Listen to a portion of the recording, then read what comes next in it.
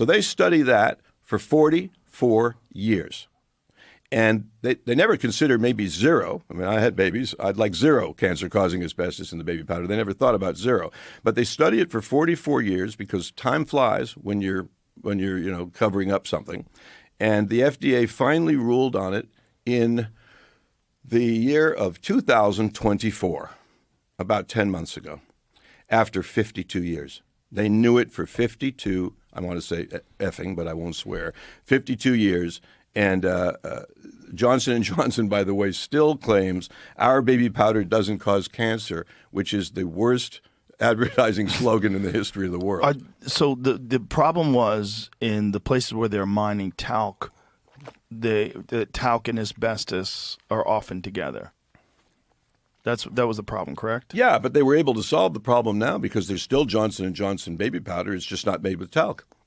And they knew this, 52 years ago, and companies like Johnson & Johnson. Can I stop you? What does the baby powder have in it now? I think it's cornstarch and might be other stuff. I don't know. But, Gulf War syndrome done the same way. That was depleted uranium, correct?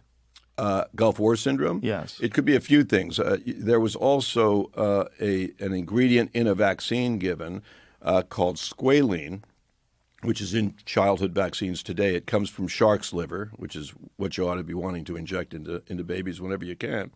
And, in a minute, I'm going to get into something really funny. But I want to say that when a child dies and vaccines are even a suspect, when it's possible, the powers that be say, look, millions of vaccines were given and those people are all okay. As if they did some, house-to-house survey, which, of course, they didn't do.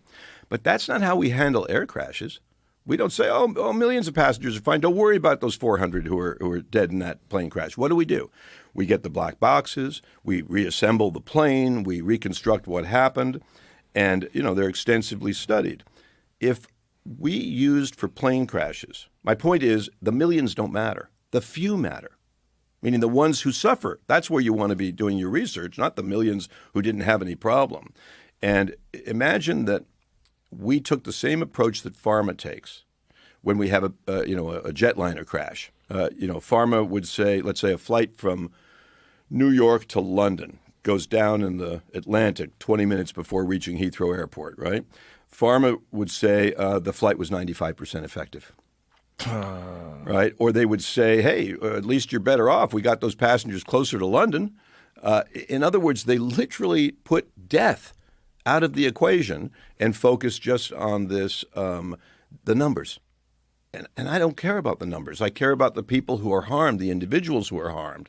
Can I stop you there? Yeah, but please. What they generally do is they will say it saves more lives than it costs, and that what happens is on a few very rare cases, very rare individuals, there's some sort of a reaction and those people die from that medication. Yeah. But this is normal for any kind of medication that is mass prescribed. Yeah. This is what they were used as an argument. And they would say that far more people, like for Were COVID helped. vaccine, were helped, or measles, mumps, and rubella, whatever it is, were helped by that than were hurt.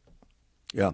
So, if you're really going to assess a product, like no parent would let a stranger walk up to their baby on the street and inject them with something they don't know what's in it, right? And yet millions of parents do that every year in America by going to Long's or to Walgreens and getting a vaccine. They don't know what's in it. Right. And they don't know about that 23-year-old pharmacist assistant who's measuring it out and giving it to you. And they don't ask questions like, did your baby have an adverse reaction to this a week ago or what have you? But I want to go right to your question, which is the assessment that we would have to do for anything, forget vaccines, for any kind of drug, is what's the likelihood of getting, in the case of vaccines, you have to say, what's the likelihood of getting the disease? What's the likelihood of having a terrible consequence from the disease? And does the vaccine work? And does the vaccine have any harm for anybody, right? Well, I just want to talk about a couple of these. Tetanus vaccine. In the United States, the number of people who died from tetanus in a decade is 13. 13 human beings, all old, by the way. The number of people who got tetanus in a decade, 154. My point on tetanus is that all over the world, there's a map in this book, all over the world, the tetanus.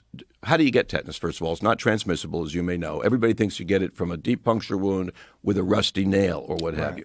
Rust does not give you tetanus. It is a bacteria called the tetanus bacteria, and you got to find it first of all. And you take an army to find it in the United States. By the way, you won't find a doctor who's ever had a patient with tetanus in the United States.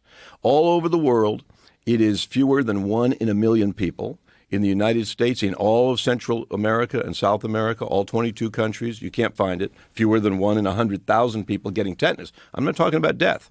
In Russia, 1 death in 2022. In all of Europe, a few deaths. But in the Congo, a lot. So this is one of those things that you have to ask, what's the likelihood of risk? And you have to say, does it work? And does it work without any side effects? Well, here's the reality.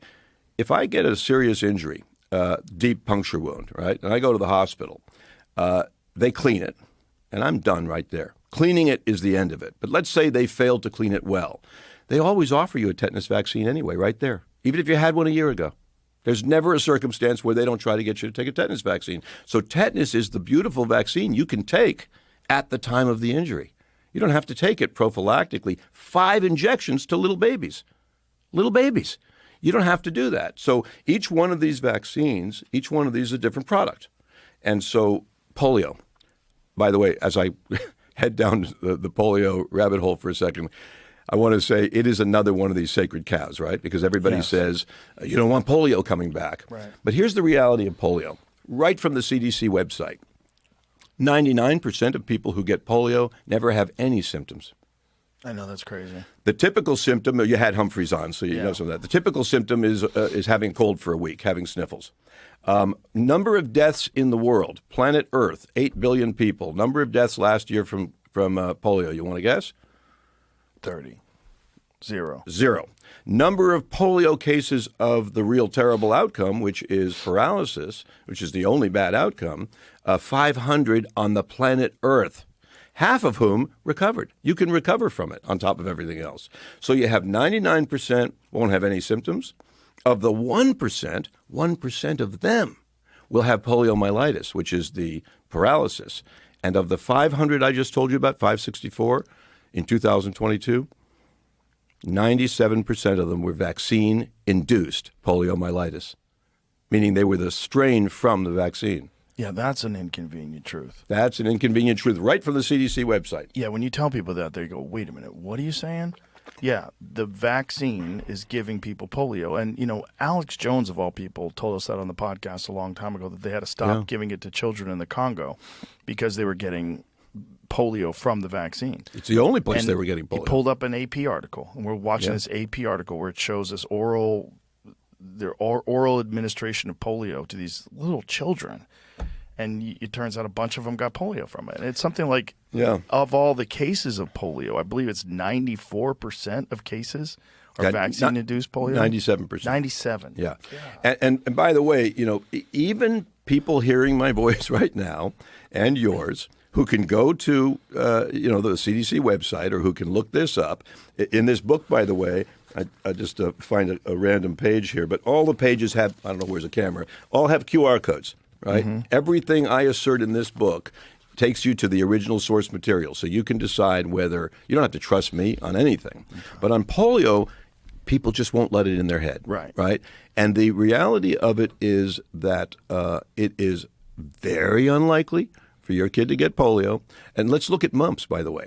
So mumps, you'll find a CBS story online that shows that they say most mumps cases are in vaccinated children. Then you dig a little deeper. What does most mean? 94%. So now you've got a vaccine that doesn't stop mumps. I mean, would you take any other product where they say, this will help you to whatever your sickness is? 94% of the time it won't, but you might be one of that lucky 6%. The point is that I believe, as a parent myself, that parents have to look at each product individually and decide how likely is it my kid is going to get this thing and what are the consequences of trying it. Like with COVID, it's so easy. With the COVID vaccine, your child stands zero benefit and just might die right? And so that's the easiest equation in history. Like, I'm not willing to have an easier case of COVID for my 14-year-old and maybe, even though I'm admitting it's very remote, and I mean very remote, but maybe have the kid die or have the kid have myocarditis and die in 5 years from it. I mean, the number of athletes that drop dead in play during games, I'm talking about high school athletes, is higher than it has ever been in the world. And they say, oh, no, it always happened. Well, I studied that in my last book, and it didn't always happen. It happened 26 times a year over 32 years. Do you know that during COVID and after the vaccination, 2021, 2022, and 2023, we didn't have a single month that was 26 cases of sudden death of a young person? And so, How many were there? Well, I've got 550 just in that book, Cause Unknown. And that's just looking, they're hard to find because you only can find them in local newspapers because the national papers wouldn't report it. And, there are some cases that were kind of obvious, like Justin Bieber getting the paralysis on his face and his young, healthy wife getting a brain bleed. So there were some that weren't hideable, but those people didn't come out and say, oh, that was related to the vaccine or I took the vaccine. I don't know Justin, by the way, at all, but I know people going to his concerts were required to take it, so I don't know the answer.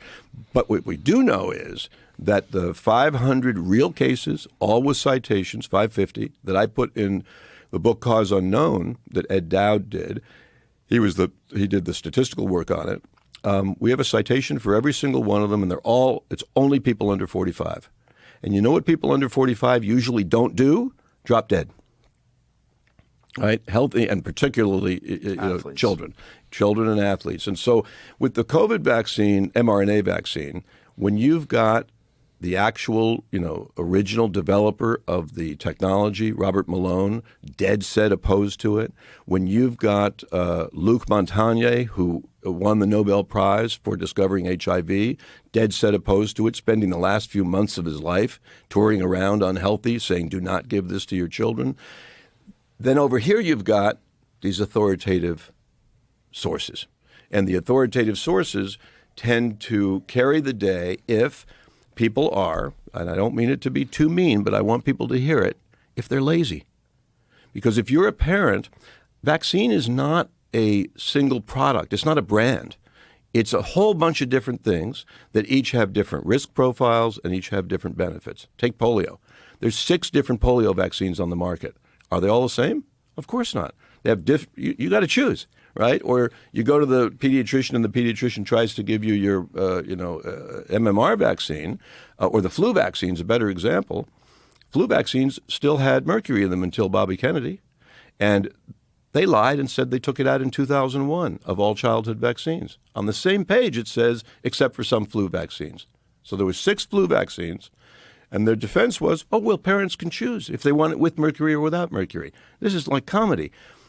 The pediatrician doesn't ask you whether you want it with mercury or without mercury. Right. And what parent would say, oh, I'll tell you, give me the one with mercury. I'll take that one. I mean, mercury, for God's sake. I think it's important to point out about when you're talking about polio that it's also the widespread use of DDT. Yeah. You mean causes? Yes. Oh, of course. This is a big one. And not polio, by the way. It might just be Guillain-Barré syndrome and other forms of paralysis. Even, sorry to interrupt, but even President Roosevelt probably didn't have polio.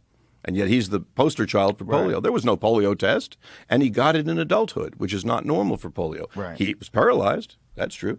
And this DDT use, it didn't just give human beings polio. It was giving farm animals polio, dogs, cows, horses.